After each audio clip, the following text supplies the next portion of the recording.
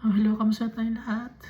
I praise the Almighty Father, the great I Am, the Creator of heaven and earth. Our faithful Father is good, He is just, He is righteous, and He loves us so much that He sent to us the only mediator to our Father, Jesus Christ. Jesus Christ is the bread of life, the Lamb of God, the high priest in the order of Melchizedek. He is also the burnt offering, the sin offering, the drink offering, the sacrificial lamb, the Messiah, our kinsman redeemer, the coming King, and He is also our friend. He died for His friends. And Jesus is victorious. And we will be victorious as well if we trust in the Almighty God and in Jesus Christ. Our Father exalted Jesus Christ above all names. And Jesus Christ prayed to our Father to send to us the Holy Spirit so that whenever we call on the name of our Savior, He will come to us through the power of the Holy Spirit. The Holy Spirit is also giving us gifts and fruits every day so that people will know that we are followers of Jesus. So last time we read Proverbs chapter 9 and Proverbs chapter 10. Dito sa Proverbs chapter 9, it's the way of wisdom. What is wisdom? The fear of the Lord is the beginning of knowledge.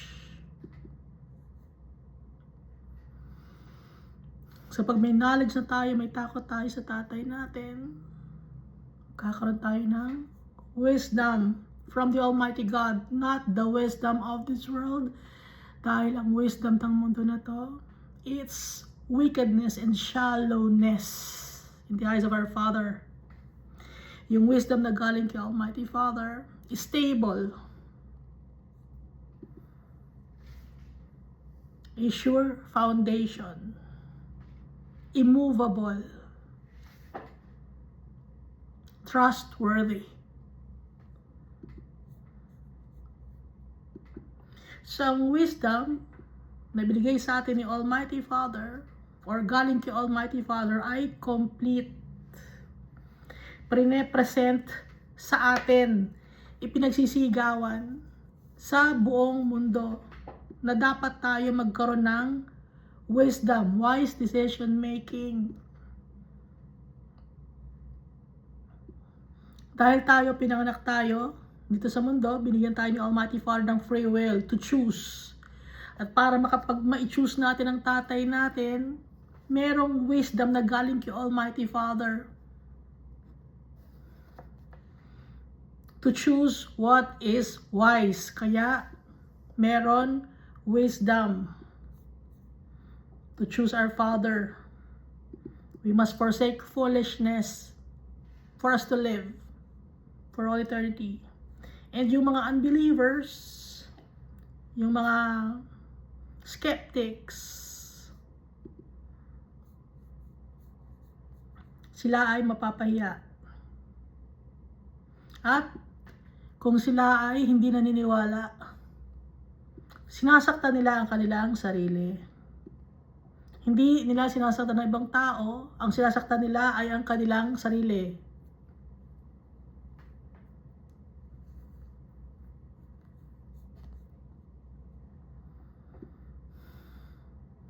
At yung mga scoffers na yon, yung mga unbelievers na yon, galit sila sa mga tao na nagmamahal kay Almighty Father. So kung hindi nyo napapansin, galit ang mga tao sa mga followers of Jesus and the Almighty God. Galit sila. Pero sa ibang religion, tanggap nila. So pag magko-comment ka tungkol sa kung ano-anong religion, tanggap ng mundo na to. Pero pag nag-share ka ng Word of God sa internet, nag-share ka ng verse sa Bible, sasabihin mo nakakausap mo si Almighty Father, they will mock you dahil galit ang mundo na to kay Almighty Father tsaka kay Jesus. Hindi nila kilala yung creator ng mundo na to. Na powerful yung tatay natin.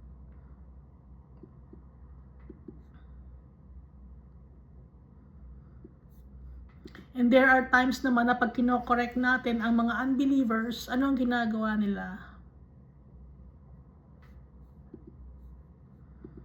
Sinasaktan nila tayo. And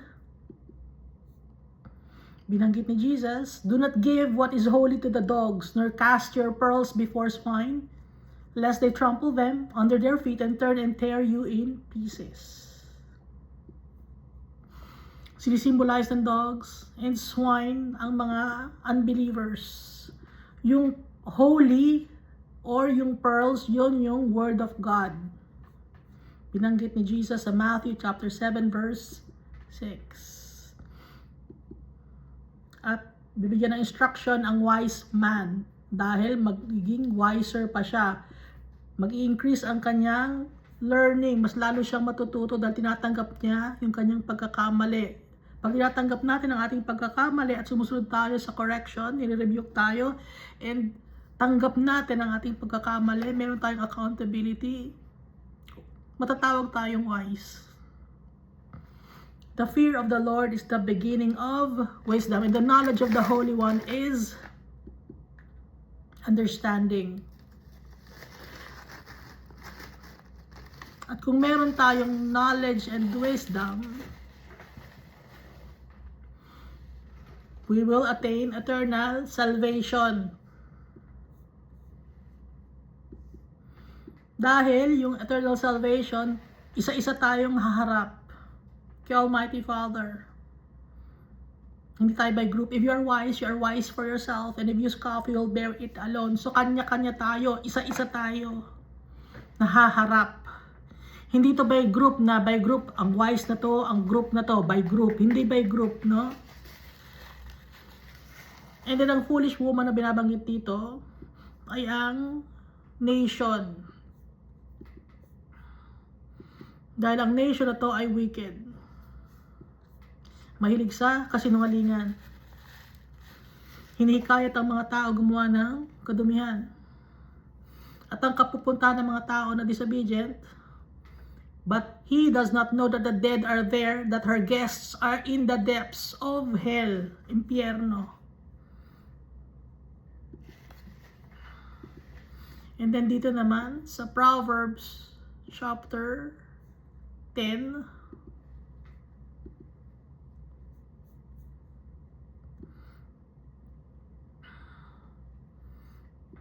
treasures of wickedness profit nothing. Walang kwenta. Yung treasure ng wickedness, treasure ng mundo na to, walang kwenta. Pero yung mga righteous people, nakatingin kay Almighty Father, delivers from death, hindi mamamatay. Pag sinabing hindi namamatay, yung soul natin mapupunta kay Almighty Father pagtapos ng time natin dito sa mundo na to. At the Almighty Father will give contentment to His children. Pero yung mga wicked people, He will cast away their desires. Kung ano ang gusto ng mga wicked people, tatanggalin, tatapon ni Almighty Father. So, dalawa laging klase ng tao, foolish and wise. Pag wicked ka, foolish ka. Pag wise ka, righteous. Yun ay para kay Almighty Father. Pag righteous ka, ano yun? May takot ka kay Almighty Father, may respeto kay Almighty Father, sinusunod ang commands, statutes, and laws ni Almighty Father. Pero pag tamad naman, dito, no? Pag tamad, as slack hand becomes poor. Ang binabanggit na poor dito ay poor dahil ang ginagawang kayamanan niya ay ang mga bagay sa mundo na to. Doon siya nagde-depend. Ang diligent naman ay ang mga taong sumusunod sa utos ni Almighty Father. Yun ang tinatawag na diligent. Kaya sila ay, they will become rich. Or, eternal salvation. Si Almighty Father ang inheritance. Sa summer, pag sinasabing summer is a wise man, he who gathers in summer is a wise man. Habang wala pang, habang nandito pa sa mundo, yun ang wise man, yun ang summer. May araw pa. Pero kung malapit na siyang mawala sa mundo, he who sleeps in harvest is a son who causes shame, nakakahiya, kahiya-hiya. Yung hindi nag-iipon ng kayamanan sa langit. Ang kayamanan sa langit, ano yung kayamanan sa langit? Si Almighty Father ang ating kayamanan. Yung kanyang validation. Yun ang ating kayamanan, yung tatay natin. Kaya habang summertime pa, mag-iipon tayo. He who gathers in summer is a wise son. Ano yung summer? Habang buhay pa tayo nandito sa mundo. Yun ang summer. Blessings are on the head of the righteous, but violence covers the mouth of the wicked. Yung corona, yung crown natin, yun ang blessings ni Almighty Father. Ang blessing natin siya. Pero wickedness naman at violence naman ang makakapag takip sa bibig ng mga wicked people or evildoers. Yung memory of the righteous is blessed, no? But the name of the wicked will rot. Kakalimutan ni Almighty Father ang pangalan or yung mga tao na itinapon sa impyerno. Kinakalimutan ni Almighty Father yon. Walang value. Ang may value kay Almighty Father yung sumusunod sa Kanya. The memory of the righteous is blessed. The wise in heart will receive commands. Kung wise ka, susundin mo ang pinag-utos ni Almighty Father. Kung meron kang integrity, ibe-bless ka ni Almighty Father. Ano integrity? Strong moral principles or honest ka.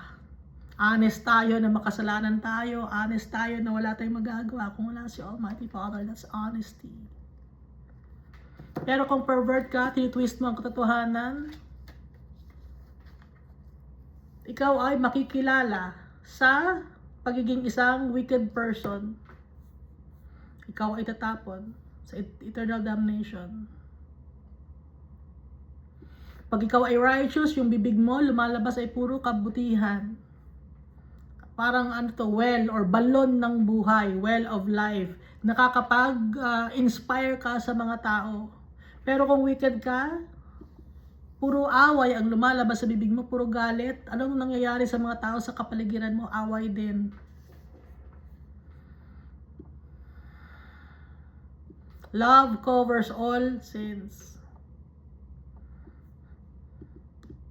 Kahit may pagkakamali ang mga kapwa-tao natin sa atin, mamahalin natin sila. Yun ang utos sa atin ng tatay natin. Dahil si Almighty Father, pinatawad niya tayo sa ating napakadaming kasalanan. So sino tayo para hindi magpatawad sa mga tao kahit hindi nila hinihingi ang kapatawaran? Dahil hindi sila aware. So kahit hindi nila hinihingi, napatawarin natin ng mga nagkasala sa atin, papatawarin natin. Dahil tayo, pinatawad tayo ni Almighty Father. At si Jesus Christ, nagpapatawad din ng kasalanan ng mga tao. Because Jesus is also God.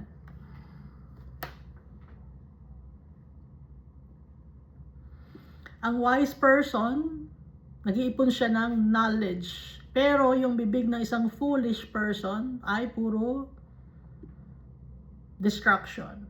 Ang strong city ay para sa rich man's wealth. Yun ang kanyang strong city. Pero kapahamakan naman ang mapupunta sa poor or nasa poor mindset. Lagi na lang puro negative ang buhat na nababanggit sa kanyang nasa kanyang puso. Yung rich man, ang nasa puso niya puro blessing ni Almighty Father. Nagpapasalamat siya sa lahat ng bagay. Pag poor ka, lagi na lang iniisip mo maraming problema, maraming mga bagay na mahirap gawin. Nasa poor mindset ka. Yun ang poor. Kahit na mayaman ka in material things, poor ka pa rin kung ang mindset mo ay poor. Hindi mo nakikita yung magagandang blessings ni Almighty Father. Kahit na mayaman ka dito sa mundo, poor ka pa din. Dahil hindi mo nakikita yung kabutihan ni Almighty Father. Nakakaawa, no? The labor of the righteous leads to life, and the wages of the wicked is sin. Yun ang reward. Ang reward ng mga righteous people, gumagawa ng righteousness or right, or mga tama, ano ang reward? Life, or everlasting life. Pero ano naman ang wages or sweldo ng mga wicked? Sin. Pag sinabing sin, condemnation. Pag sinabing condemnation, eternal damnation.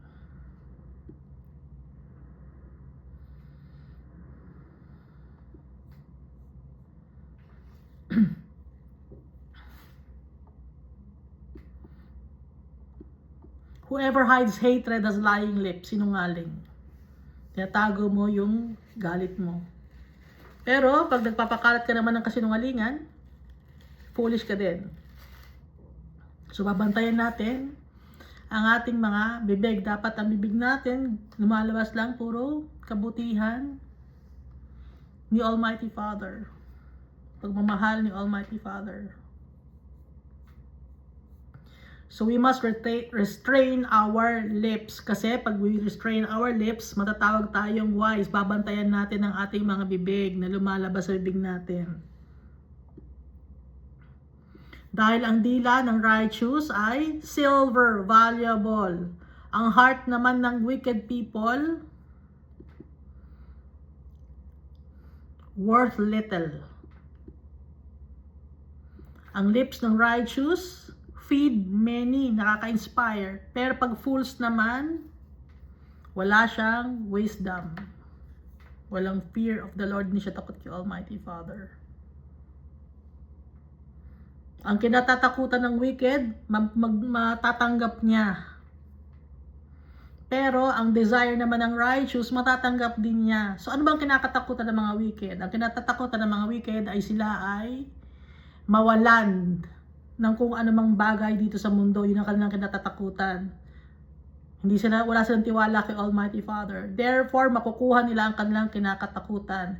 Pero yung mga righteous people naman, dahil sinusunod nila si Almighty Father, blessings ni Almighty Father naman ang matatanggap nila. Ang buhay dito sa mundo, parang whirlwind. Pag wicked, wala na. Itatapon na sa basura or sa sunugan. Pero yung righteous has an everlasting foundation. Si Almighty Father. Sure foundation. At yung mga righteous people will never be removed in this earth. Pero yung mga wicked, hindi sila dito sa mundo titira. Saan sila titira? Sa eternal damnation. Yung righteous, ibabalik ni Almighty Father dito sa mundo, nasa Book of Revelation, the New Jerusalem. Ang inheritance natin ay ang tatay natin at ang kadyang lahat ng mga creation. Yun ang inheritance natin. Even this world, inheritance ng mga taong nagmamahal sa Kanya. The mouth of the righteous brings forth wisdom, but the perverse tongue will be cut out. Perverse tongue, tinitwist ang katotohanan. Dalawa lang naman na gender ang pinanganak. Anong ginagawa ng tao? Dinadamihan nila, dumami ang kanilang mga gender, alphabet genders. Pero ang totoo, dalawa lang. That's an example of perversion. Ano pa ba yung example ng perversion? Gumagawa ng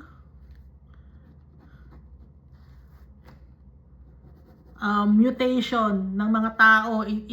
Minimix ang cell ng tao sa hayop. That's perversion also. Sorcery. Akala na iba science yun, that's sorcery.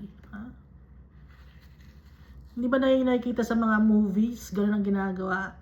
Ang pagkakaiba nga lang, ang mga sorcery or sorcerers, naka-lab gowns sa mundo. Puti ang kanilang opisina, naka-lab gown sila puti. Pero sa movie kasi, meron silang sombrero na para patraya, na cone shape na sombrero. Tapos mahaba ilong nila, tapos ang damit nila kulay itim, mga sorcerers 'yon. Pero ang totoong mga sorcerers ngayon, nakaputi sila, nasa laboratory.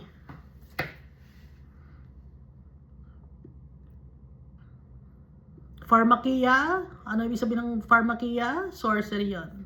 Verse 32, recap lang to. The lips of the righteous know what is acceptable. Alam natin kung ano ang katanggap-tanggap kay Almighty Father dahil kaisa tayo sa puso ni Jesus Christ at ni Almighty Father. Pero yung bibig ng mga wicked people, perversion, immorality.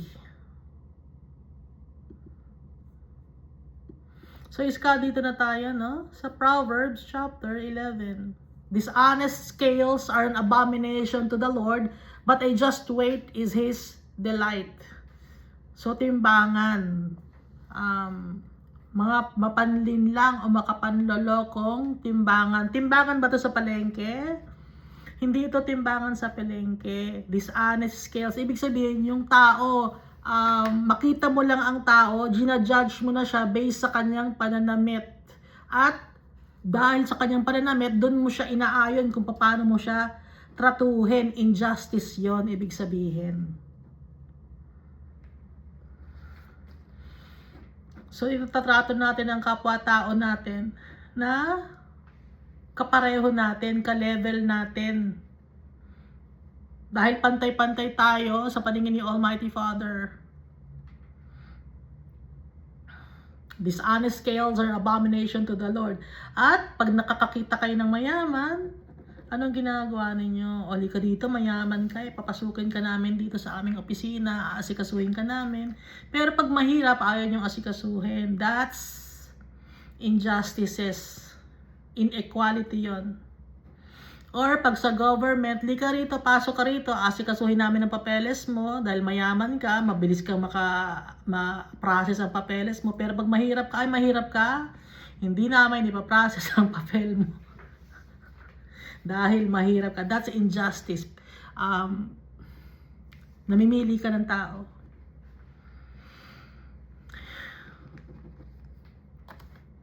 But a just weight is His delight. Masaya si Almighty Father kung equal ang trato natin sa lahat ng tao. Regardless kung ano pa siya. Pero alam natin na dalawa lang ang gender. Yun lang ang binigay ni Almighty Father. Wala nang alphabet gender na madami. Dalawa lang. Kaya nga, di ba merong, ang tawag doon, may tawag sa kanila eh. Yung pwede sa babae, pwede sa lalaki. Bisexual. Bakit bi? Yung bi kasi, yung dalawa lang ibig sabihin nun pag bi. Kung talaga maraming sex, bakit bi lang ang tawag doon? So, nanloloko na naman sila. Hindi, walang lusot, no? Laging lalabas ang truth, ha? Walang, makakalusot kay Almighty Father. When pride comes, then comes shame. Pag mayabang, merong kang nakakahiya ang ginagawa ng mga mayayabang.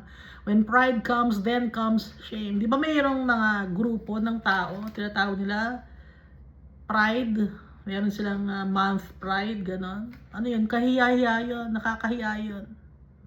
Abomination, kadumihan. But with the humble, pag humble ang tao is wisdom. May takot kay Almighty Father, nagpapasakop kay Almighty Father, sumusunod kay Almighty Father. That's humbleness. Verse 3 of Proverbs chapter 11, the integrity of the upright will guide them. Yung strong moral fiber or strong moral principles and honesty ng mga upright people ang mag-guide sa kanila. Upright, nakatayo, upright, no? Nakatayo. Ibig sabihin tama. Yung tama, yung righteousness, yun ang mag-guide sa kanila, yung integrity. But the perversity of the unfaithful will destroy them. The immorality, pag sinasabing perversity, the lies of the unfaithful will destroy them. Yun ang makakasira sa mga unfaithful people. Unfaithful meaning, hindi nagmamahal kay Almighty Father. Or kilala si Almighty Father sa salita lang. Kilala si Jesus sa salita lang, pero unfaithful. Ibang faithful sa unfaithful. Ibang foolish sa unfaithful. Pag foolish ka, wala kang alam, no? Mangmang.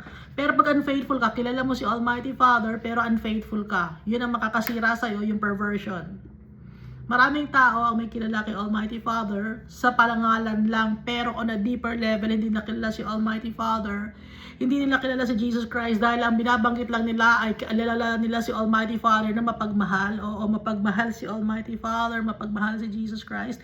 Pero time will come na lahat na mga ginagawa natin merong repercussions. Hindi pwede si Almighty Father dumikit sa mga perversity, sa mga immorality, sa unfaithful. Hindi pwede si Almighty Father, hindi pwede si Jesus Christ. Kung mahal natin ang tatay natin, gusto natin siya makasama, susundin natin siya. Hindi si Almighty Father ang mag-a-adjust, tayo ang mag-a-adjust dahil yung tatay natin is the creator of this world. He created us in His image and likeness. Hindi siya ang pwedeng mag-adjust, tayo ang mag-a-adjust. Dahil tayo, we are just His creations.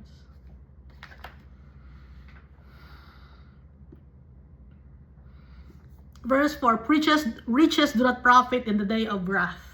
Pag meron kang material gains dito sa mundo, baliwala yan. Earthly gains, hindi mo madadala yan sa kung saan man. Hindi mo may pagmamalaki yan. Hindi ka masasave ng iyong kayamanan.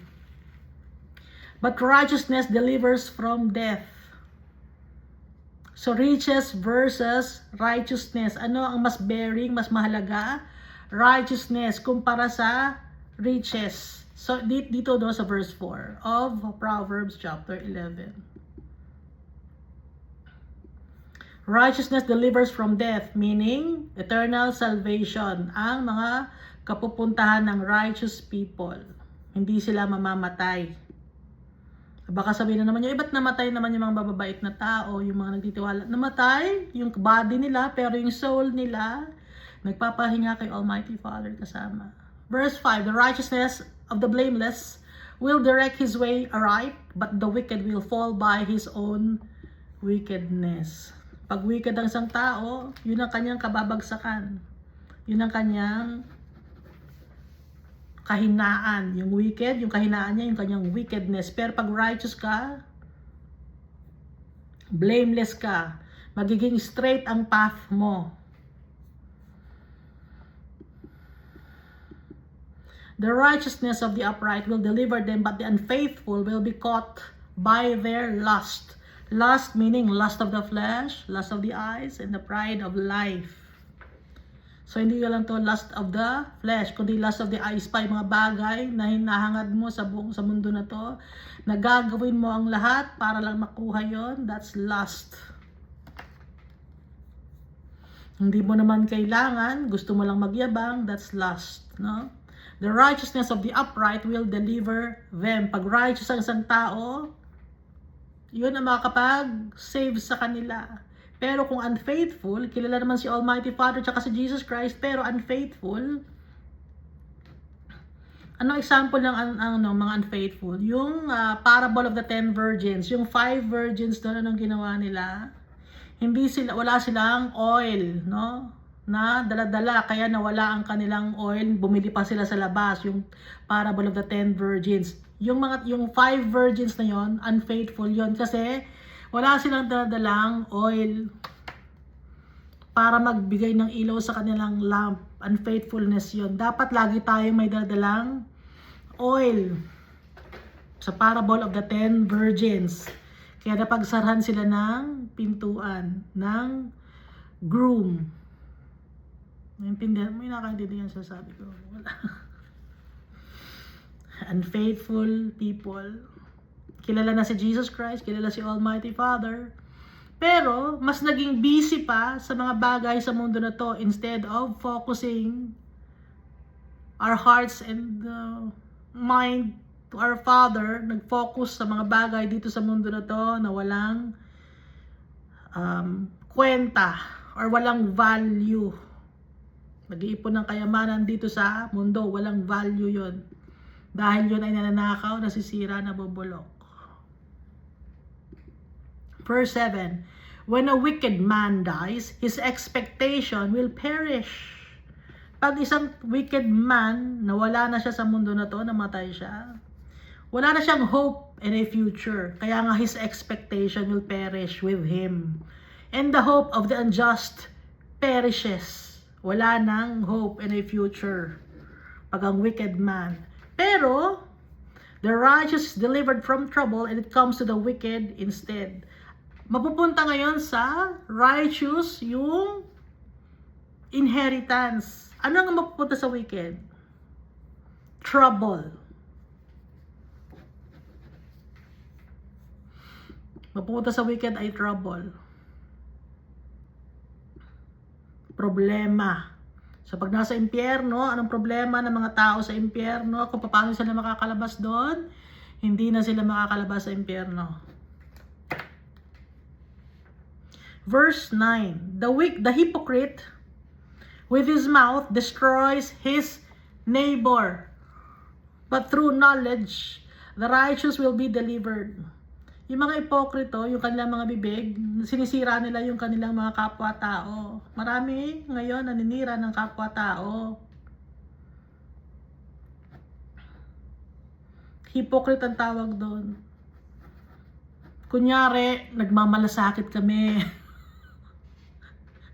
Yung mga taong ganun, kunyari, nagmamalasakit sa'yo. Hindi, sinasabi lang namin to sa'yo dahil may malasakit kami sa'yo. Pero ang totoo, hindi malasakit yun. Gusto ka lang i-chismis.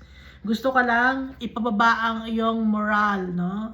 May narinig na ako, hindi, kaya sinasabi ko sa iyo to dahil may malasakit ako. So, hindi naman totoo. Hypocrite. The hypocrite with his mouth destroys his neighbor. Nahalata nyo ba pag hypocrite? Pag pinaplastic kayo ng tao, nahalata ninyo. Pero kahit na pinaplastic tayo or hypocrite ang tao, okay lang sa atin, no? Kasi ang tagapagtanggol natin, si Almighty Father, He will avenge us. The hypocrite with his mouth destroys his neighbor. Nagmamalain, naninira. But through knowledge, the righteous will be delivered. Bakit ma-deliver ang righteous? Dahil binabantayan niya ang kanyang bibig. Binabantayan din niya ang kanyang puso na hindi magkasala kay Almighty Father. Yon ang wisdom and knowledge. Pag may self-control na isa sa fruits of the Holy Spirit. Anong fruits of the Holy Spirit? Love, joy, peace, forbearance, kindness, gentleness, goodness, faithfulness, and self-control. Fruits of the Holy Spirit. Yun, people will know that we are followers of Jesus Christ and the Almighty Father if we have the fruits of the Holy Spirit. Verse 10, when it goes well with the righteous, the city rejoices. And when the wicked perish, there is jubilation. Kung maayos ang nangyayari sa righteous, nag-rejoice ang city. Pero kung ang wicked naman ay nawawala, meron ding celebration. Bakit? Nawawala ang wickedness. Kaya may celebration. Pag yung righteous people nakakakuha ng kanilang blessings, nagre-rejoice, may celebration. Pero kung ang wicked nawawala, may celebration din kasi nababawasan yung wickedness na tatanggal sa mundo. Okay? Itinatapon sa eternal damnation. So may celebration din.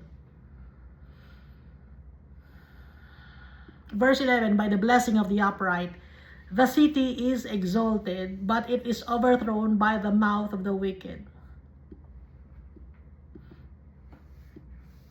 Pag maayos ang trabaho ng mga tao sa isang city or sa isang country or sa isang lugar, nagiging prosperous ang isang nation. Gumaganda ang way of life ng mga tao dahil pare-pareho silang gumagawa ng righteousness. Pero kung wicked ang mga tao, ang kanilang city ay wicked din, ang kanilang lugar ay wicked din. Alam niyo ba yon? Kung ang boss mo ay maayos na tao, righteous, may takot kay Almighty Father, maganda ang kanyang pamamalakad, puro pagmamahal sa mga empleyado, pagmamahal sa negosyo, pagmamahal kay Almighty Father. Pero kung wicked ang boss mo, pati yung mga trabahante, wicked din. Nakakita na ako ng ganon, wicked silang lahat. Pati ang trabaho nila, wicked din. Damay-damay, no? Magkakasama, ba't ganun? Damay-damay, magkakasama talaga eh. Pag wicked ka, wicked din yung mga kasama mo. Pag maayos ka na tao, maayos din ang tao ang kasama mo. He who is devoid of wisdom despises his neighbor. Kung wala kang wisdom, wala kang takot kay Almighty Father, galit ka sa neighbor mo, galit ka sa tao. But a man of understanding holds his peace. Pero kung ang isang tao ay nakakaintindi, meron siyang peace dahil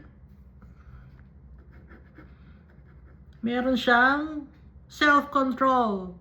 Hinire-restrain niya yung sarili niya. Dahil nakakaintindi siya, alam niya yung mga bagay, yung mga repercussions.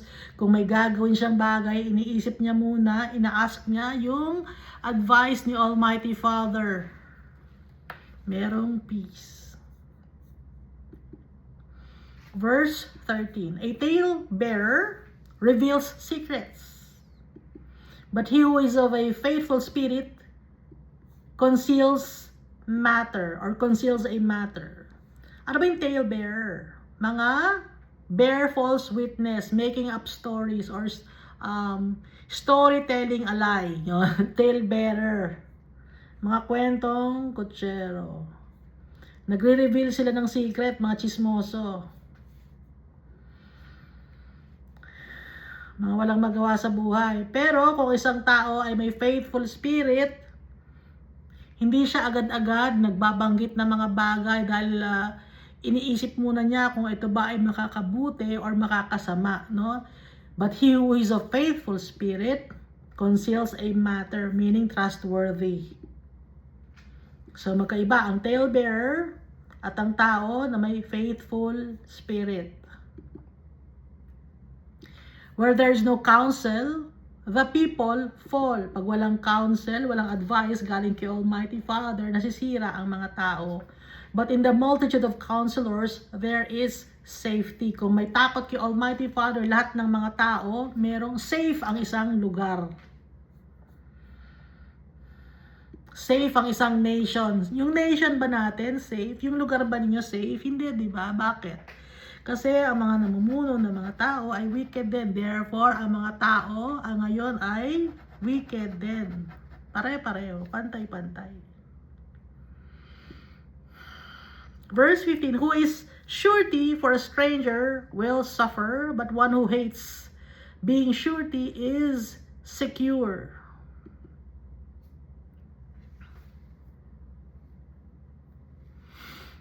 Kung tayo ay nagtitiwala sa tao, magsasuffer tayo. Pero dapat magtiwala tayo kay Almighty Father para hindi tayo mag-suffer. Hindi tao ang pagtitiwalaan natin, si Almighty Father ang pagtitiwalaan natin. But one who hates being surety is secure. Dapat magtiwala tayo kay Almighty Father para secured tayo. Hindi tayo sa tao magtitiwala. Kay Almighty Father. Hindi natin guarantee ang isang tao. Na pag may tao na to, ito mayaman to, guarantee ko to, na sure na ako, natutulungan ako nito. Hindi totoo yun. Dahil lahat ng tulong galing kay Almighty Father, kaya siya ang pagtitiwalaan natin. Verse 16, a gracious woman retains honor, but ruthless men retains riches. Ano yung gracious woman retains honor?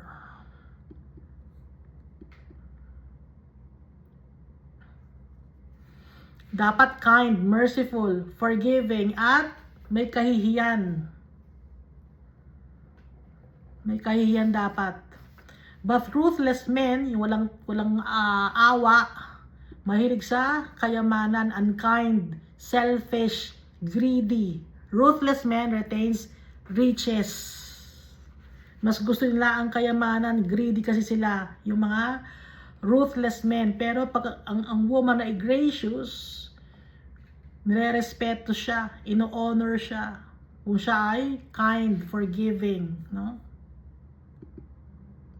Verse 17, the merciful man does good for his own soul, but he who is cruel troubles his own flesh. So, pag ang isang tao ay maawain, nakakabuti yun sa kanyang kaluluwa. Dahil mahal niya, ibig sabihin ng kanyang buhay, mahal niya rin ang kanyang kaluluwa, therefore he will be saved. Pero kung siya naman ay cruel, anong mangyayari sa kanya? Sinasaktan niya ang kanyang sarili. Ang wickedness, pag wicked tayo, sinasaktan natin ang ating sarili. Akala natin pag wicked tayo, sinasaktan natin ibang tao. Hindi. Sarili natin ang sinasaktan natin.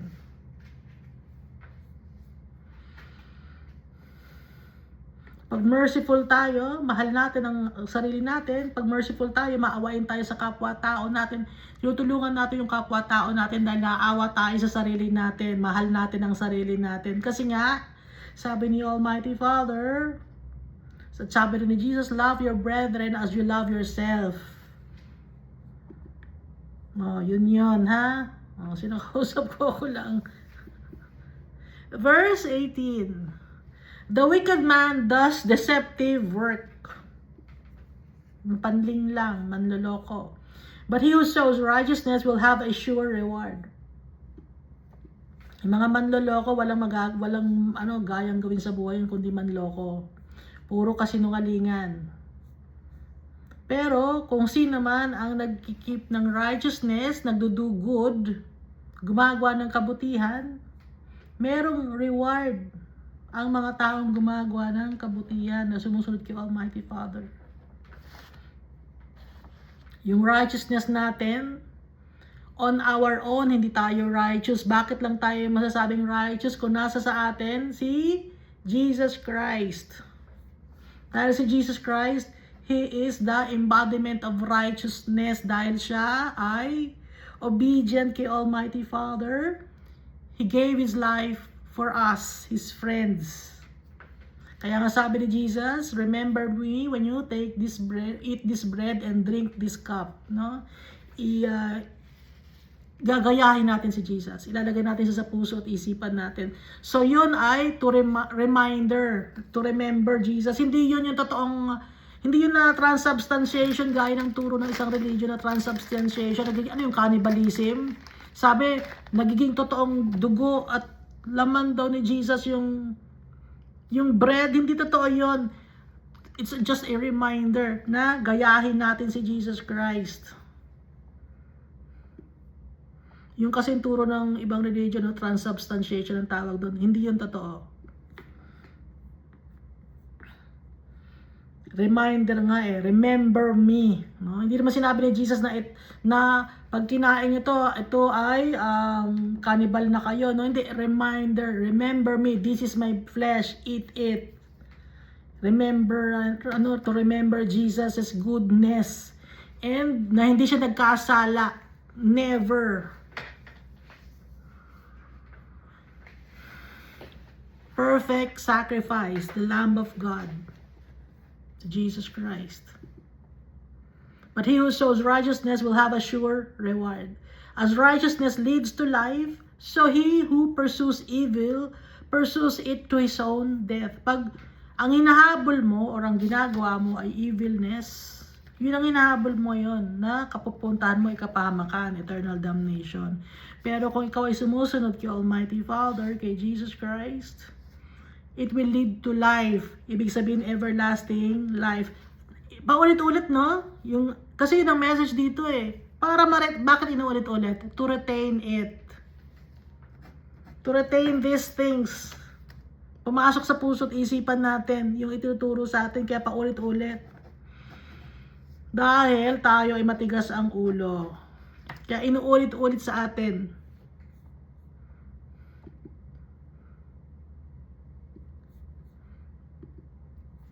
Para ma-practice tayo. Alam niyo ba sa math, merong mga math problems doon. Ayaw niyo ng math. Hindi lang, nalilang muna. Yung math kasi may mga math problems doon. Iba-iba ang letters na ginagamit, iba-iba ang numbers, pero yung procedure on how to solve it, same pa din. Gaya nito. Hindi nakita yung analogy. Ako lang nakakakita. Iba-iba man yung numbers, yung procedure on how to solve those numbers or problems, same lang, no? Kahit iba-ibang numbers, iba-ibang letters, same lang. Gaya nito, iba-ibang words ang nakalagay dito sa Bible, pero yung meaning, it's still the same. Inuulit-ulit. Kaya sa math, pinapractice. Dito rin, pinapractice tayo. Sa Bible, kaya inuulit-ulit. May nakakaintindi, Lord. Ikaw ang aking Lord God.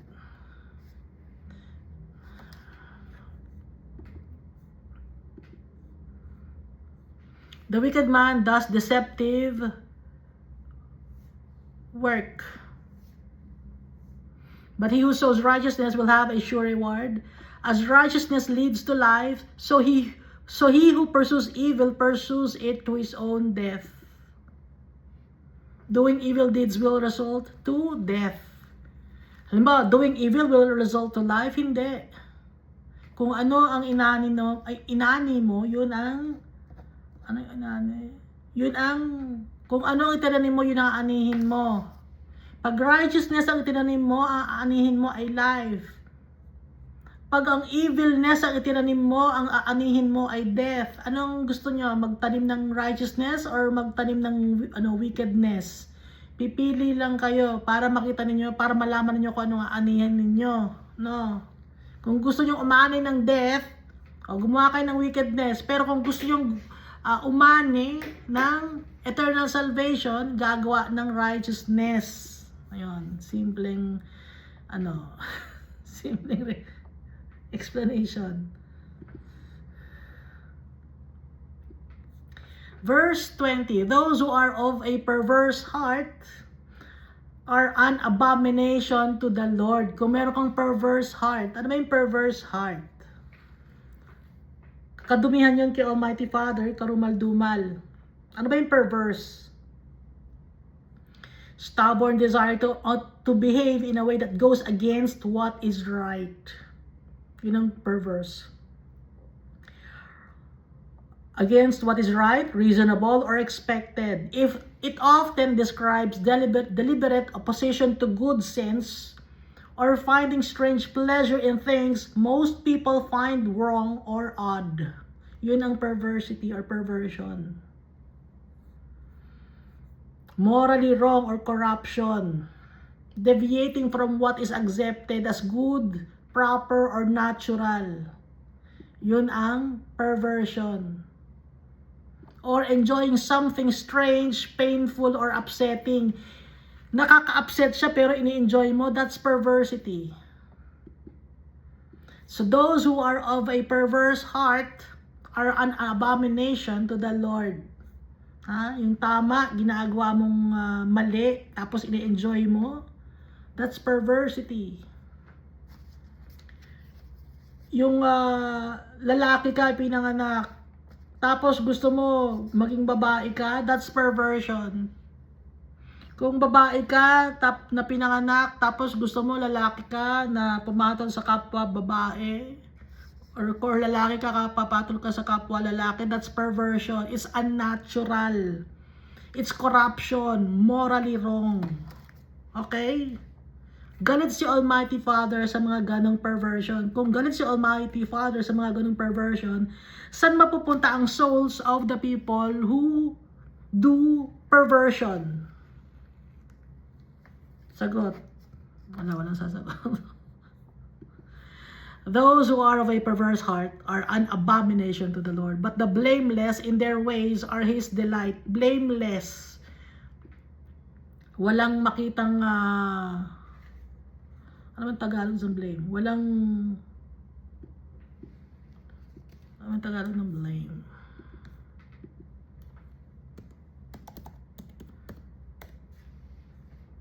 Sisihin. In their ways are His delight. Yung maayos ang gawa. Masaya si Almighty Father sa mga taong maayos ang gawa.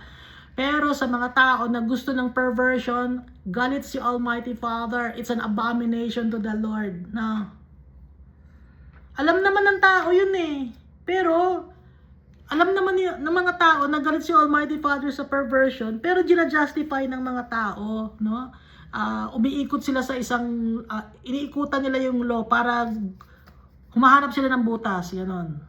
Yung mga mga mahilig sa perversion, humahanap sila ng butas. Anong butas na nakikita nila? Yun ay, sabi nila, mahal ni Almighty Father lahat ng tao. Totoo naman. Nagpapatawad si Almighty Father ng mga tao. Totoo naman. Totoo yun. Pero, nirequire tayo ni Almighty Father to obey Him. To obey His commands, His statutes, His ordinances. Dahil si Almighty Father, hindi niya iibahin yung kanyang law. Dahil si Almighty Father, He is holy. He is clean. He is righteous. Hindi niya pwedeng ibaba ang sarili niya dahil siya ang creator of this world. Kaya, ang gusto ni Almighty Father, instead na lumalangoy tayo sa kadumihan, si Almighty Father, nasa kalinisan, gusto ni Almighty Father, umalis tayo sa kadumihan para maging kagaya niya.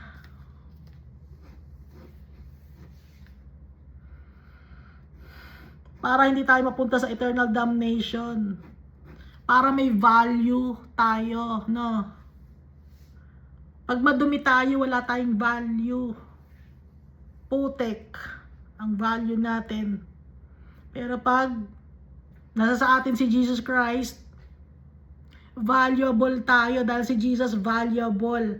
Si Jesus malinis siya, kaya dapat tayo malinis din. Gagayahin natin si Jesus Christ. Verse 21, though they join forces, the wicked will not go unpunished. Kahit magsama-sama pa ang mga wicked people sa buong mundo, sila ay mapaparusahan. Kahit magsama-sama pa sila, hindi takot si Almighty Father. Siya ang gumawa sa atin. Bakit siya matatakot? Kahit magsama-sama pa sila, though they join forces, the wicked will not go unpunished. Kaya may mga gumagawa, di ba, na pride walk? O nagsama-sama yung may mga pride. O ano, sa tingin nila, hindi sila mapaparusahan doon. Madami kami ngayon. Dumadami na kami. Dumadami ngayon yung mga yung alphabet gender. Sobrang dami nila. O madaming mapupunta sa impyerno. Though they join forces, the wicked will not go unpunished.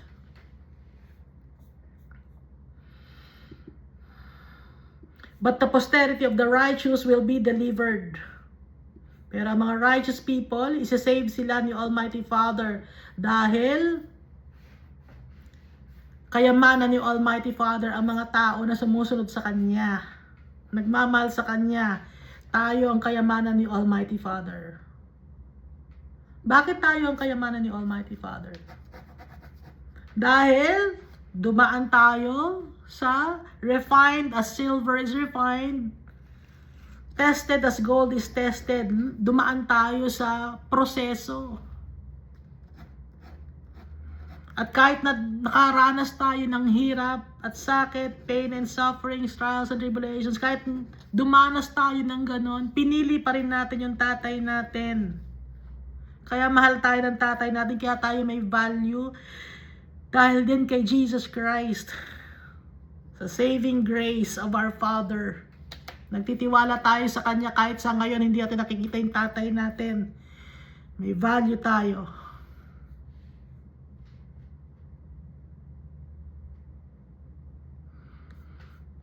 Kahit di natin sa ngayon nakikita ang tatay natin, time will come. We will see Him face to face. Antayin natin yung panahon na yon. Verse 22. As a ring of gold in a swine's snout, so is a lovely woman who lacks discretion or taste. Yung baboy, sa ilong niya, merong ring of gold. May gold nga siya na ring sa ilong pa niya nakalagay, baboy siya. Ganon din ang isang magandang babae na walang discretion or hindi siya careful sa kanyang mga gawi. Kasi yung discretion, the habit of being careful with what you say or do, and so that you do not upset others or share private facts. So, ang wicked woman, para siyang baboy. Kahit maganda siya, para siyang baboy na may sing-sing sa ilong. So, is a lovely woman who lacks discretion. Walang kahihiyan.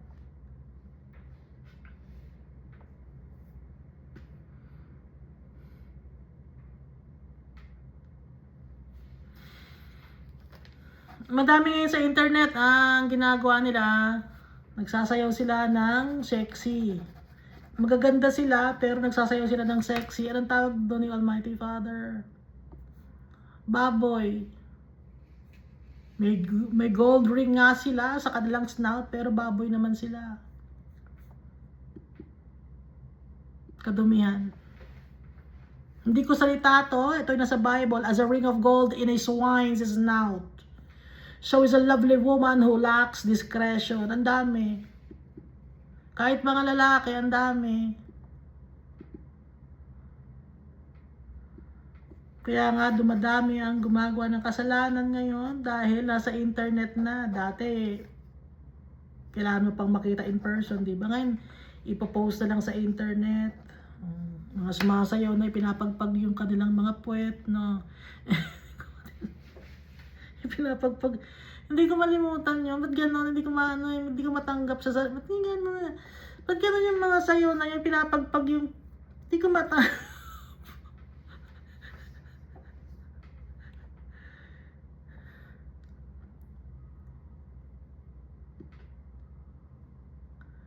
Ano yung gumagawa sila sa banyo? Halimbawa, tapos dumudumi sila. Ba't gumaganon sila? Hindi ko maintindihan. Hindi ko maintindihan yung logic. Yung ba yun? Pag nasa banyo sila, gusto nilang dumumi. Kaya ginagano nila yung puwet nila. Ano ba? Ganun yun? No. Verse 23, the desire of the righteous is only good, but the expectation of the wicked is wrath. Ang desire ng mga tao na nagmamahal kay Almighty Father ay puro kabutihan. Nakikita ang kabutihan sa lahat ng bagay. Yun ang laging iniisip para sa kabutihan. Pero yung mga wicked people naman, ang gusto nila, gulo. The expectation of the wicked is wrath. Yun ang ina-expect nila. Yun ang gusto nilang makuha, yung wrath, yung galit, yung pagkakabaha-bahagi, yung maging powerful sila. Yun ang expectation ng mga wicked people. At pag ginawa ko to, magiging powerful ako. Pag ginawa ko to, yayaman ako. Pag ginawa ko to, magiging sikat ako. Oh, the expectation of the wicked is wrath. Verse 24, there is one who scatters, yet increases more. And there is one who withholds more than is right, but it leads to poverty. Ano yan? May isang tao, may pera siya, he scatters, yet increases more. Hindi to yung larong scatter. Alam ko may larong scatter sa internet na hindi to yung larong scatter. There is one who scatters, meaning may blessing siya kay Almighty Father. Anong ginagawa niya sa blessing niya? Pinamimigay niya. Okay? Nag-share siya ng kanilang mga blessings. Kaya mas lalo siyang pinagpapala ni Almighty Father. Nakaka-store up siya ng treasures in heaven And then binibigyan pa siya ni Almighty Father ng blessings upon blessings every day kasi nagsishare siya sa mga tao. That's scattering, okay? Hindi yung laro sa internet na scatter, ano? And there is one who withholds more than is right, but it leads to poverty. Ano? Swapang, greedy, miser, stingy. Meron siyang bagay. Akin to, hindi ko to pamimigay. Akin lang to, itatago ko to, hindi ko to ano. Swapang, ano ngayon mangyari sa kanya? It will lead to poverty. Parang yung sa parable of the talents. Alam na ninyo, yung parable of the talents. Yung meaning ng parable of the talents, di ba? O sino kausap ko? Sarili ko lang. So yung parable of the talents, hindi mo shinare. Kung anong meron ka, ano ngayon mangyayari sa'yo? Tatanggalin sa'yo yung bagay na yon. Ibibigay sa ibang tao. Okay? Yun.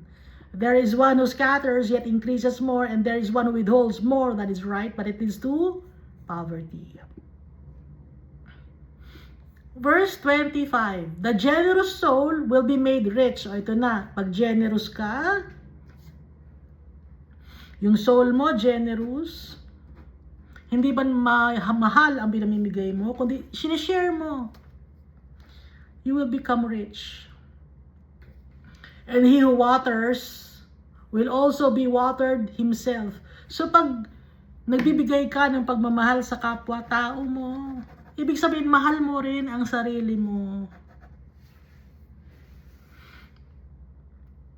Yun ang ibig sabihin nun. Pag mahal mo ang mga tao, namimigay ka sa mga tao, nag-share ka ng blessings sa mga tao, ibig sabihin mahal mo rin ang sarili mo. Kasi ibe-bless ka ni Almighty Father. Hindi ka niya pababayaan. Verse 26, the people will curse him who withholds grain. Kaiinisan ka naman ng mga tao kung ikaw ay swapang. But blessing will be on the head of him who sells it. Letting go. Pag ikaw ay swapang, mga tao galit sa'yo. Pero kung yung blessings mo, i-share mo sa kapwa-tao, you are letting it go. Ibe-bless ka rin ni Almighty Father. Pero kung ikaw ay swapang, galit sa'yo ang tao. Okay? Ililet go mo. But blessing will be on the head of him who sells it. Inilet go niya. Bibigyan ng blessing ni Almighty Father. Verse 27, he who earnestly seeks good finds favor. Kung ikaw ay naghahanap ng goodness, makukuha mo ang favor ni Almighty Father. But trouble will come to him who seeks evil. Pag ikaw naman ay naghahanap ng evil or wickedness, makukuha mo rin ang gusto mo eh. Gusto mo yun, di ba? Yung evil. So, ang makukuha mo? Trouble. Kasi wicked ka eh. Gusto mo ng evil eh. So, syempre, kung ano ang gusto mong hinahanap, makukuha mo yun. Yun ang resulta ng iyong tinanim. No? Tinanim mo ang evil, ano makukuha mo? Trouble. Pag nagtanim ka ng goodness, ano makukuha mo? Favor from the Almighty Father. Verse 28. He who trusts in his riches will fall. Pag ikaw ay nagtitiwala sa iyong material gains or earthly pleasures or earthly gains, material possessions, no? Yung mga kayamanan sa mundo na to, na pera, basta kung ano yung ginagawa mong kayamanan dito sa mundo, ikaw ay malulugmok. Hindi ka magiging victorious. Kasi pinagtiwalaan mo yung mga bagay dito sa mundo. But the righteous will flourish like foliage. Yung righteous, meron siyang fear of the Lord. He trusts in the Lord. Therefore, what will happen to him? He will flourish like a foliage. Parang bulaklak na dadami. Pero kung ikaw nagtitiwala sa iyong kayamanan, ikaw ay mapapahiya. Hindi mo mapagkakatiwalaan ng kayamanan sa mundo na to. Ang mapagkakatiwalaan natin, Ang ating tatay, si Almighty Father, dapat meron tayong takot sa Kanya at pagtitiwalaan natin siya. Verse 29, He who troubles his own house will inherit the wind, and the fool will be a servant to the wise of heart. There's no inheritance for the wicked people. Ano lang makukuha niya? Hangin.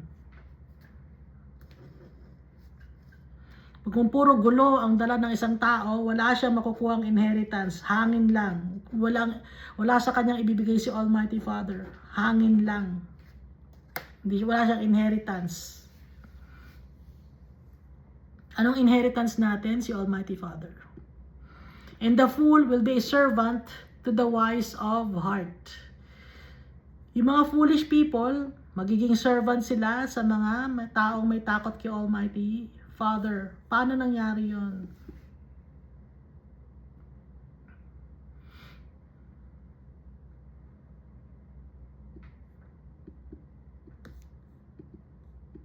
Dahil ang mga kasama ni Jesus Christ, King, no? Kings. Kaya nga si Jesus Christ ay King of Kings. Dahil ang kasama ni Jesus Christ ay mga prince at saka kings. Kaya dito, and the fool will be servant to the wise of heart. Sino yung wise of heart? Mga prince and kings. Ang servant ay ang mga foolish people, yung walang tiwala kay Almighty Father. Jesus will reign with the kings and prince. Sino yon? Mga nagmamahal kay Almighty Father.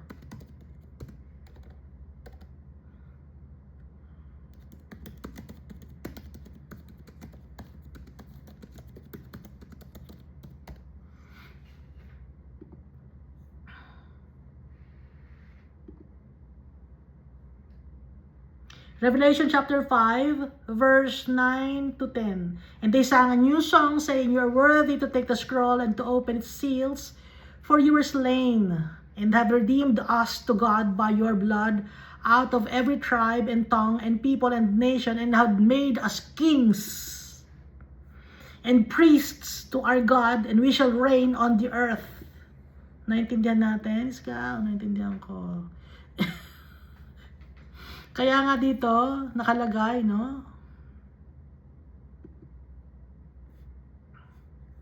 Ano ba yun?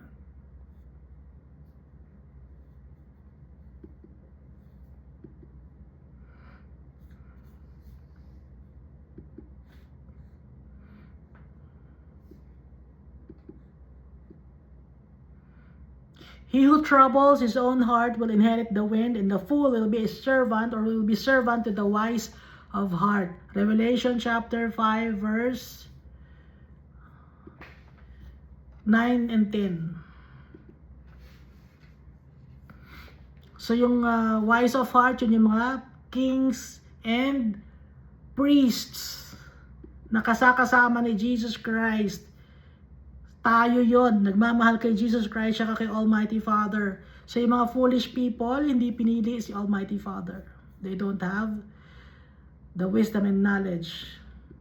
Verse 30. The fruit of the righteous is a tree of life, and he who wins souls is wise. Alam natin yung tree of life, ito ay may sa Garden of Eden, di ba may tree of life? Meaning, buhay na walang hanggan. Everlasting salvation. So, yun ang fruit ng mga righteous people. Yun ang kanila makukuha. Everlasting life. Si Almighty Father, treasure. And he who wins souls is wise. Ano yung wins souls? Pag sinasabing nagwi-win ako ng soul for the Almighty Father, sinishare natin ang salita ni Almighty Father sa mga tao, encouraging people to trust God and serve Him. Yun ang winning souls for Christ. And the fruit of the righteous is a tree of life, and he who wins souls is wise, making wise decision, choosing the Almighty Father. Wise tayo dahil tayo ay nag-encourage sa mga tao to trust the Almighty Father and to love Him and to serve Him. That's winning souls for Christ. That's wise in the eyes of the Almighty Father. Storing up treasures in heaven. Verse 31, isang oras na. If the righteous will be recompensed on the earth, how much more the ungodly and the sinner. Kung mga righteous people, yung mga taong gumagawa ng tama sa paningin ni Almighty Father, yung pinipili lagi si Almighty Father, kaysa sa mundo na to, sila ay magkakaroon ng reward dito sa mundo. Yung reward ng mga righteous people, those people who fear God, they will be rewarded generously on earth. How much more the ungodly and the sinner? Mas lalo na yung mga ungodly. Bibigyan sila ng reward. Kaso ang reward sa kanila, anong reward sa mga ungodly? Kung napakadaming blessings and reward ang mga righteous people, ang mga anak ni Almighty Father, ang church, maraming reward, yung bride of Jesus, maraming reward yon. Mas lalo na rin yung mga ungodly, yung mga hindi nagtitiwala kay Almighty Father. Kaso, ang kanilang reward, anong reward nila? Yung mga hindi nagtatakot kay Almighty Father, yung patuloy na gumagawa ng kasalanan, ano ang reward na makukuha nila? Their souls will be thrown to eternal damnation. Yung reward nila, great. So sa ngayon, hirap ang mga tao na gumawa ng kabutihan, pero ang strength natin, si Almighty Father, gagayahin natin si Jesus Christ kahit mahirap. Para makauwi tayo sa tatay natin. Ngayon, yung mga tao na ayaw magtiwala kay Almighty Father, ayaw kay Jesus Christ, sa ngayon hindi sila hirap sa buhay. Hindi hirap sa buhay sa ngayon dito sa mundo. Hindi sila hirap sa buhay. Gustong-gusto nilang gumawa ng kasalanan. Pero time will come, pag binawi na sa kanila ni Almighty Father ang kanilang buhay, matindi ang kanilang makukuhang parusa. Matindi pa sa mga bagay na nandito sa mundo. Eternal damnation. So, andito na naman tayo, mamimili tayo. Gusto nyo ba, ngayon na tayo naghihirap para sa kay Almighty Father ang punta natin? Or gusto natin maganda ang buhay natin sa mundo, gumagawa tayo ng wickedness? Mapupunta ka naman sa eternal damnation for all eternity yon. So mamimili lang kayo, anong gusto nyo? Mamimili lang, anong gusto nyo? Sa ngayon, mahihirapan tayo dahil hindi tayo sumasabay sa agos ng mundo na to, kundi sinusunod natin si Almighty Father. Or sasabay tayo ngayon sa agos ng mundo na to, tapos in the long run, after the life that we have here on earth, itatapong ka naman sa eternal damnation na for all eternity. Hindi lang habang buhay yan, eternity yon. Walang labasan doon. So mamimili ngayon tayo, hindi ko kayo tinatakot. Ito ay nasa Bible, ito kung binibigay nga sa atin ni Almighty Father yung reward para sa ngayon pa lang aware na tayo kung ano ang makukuha natin. Kaya nga sinasabi ni Almighty Father, hindi niya tinatago ang kanyang mga plano.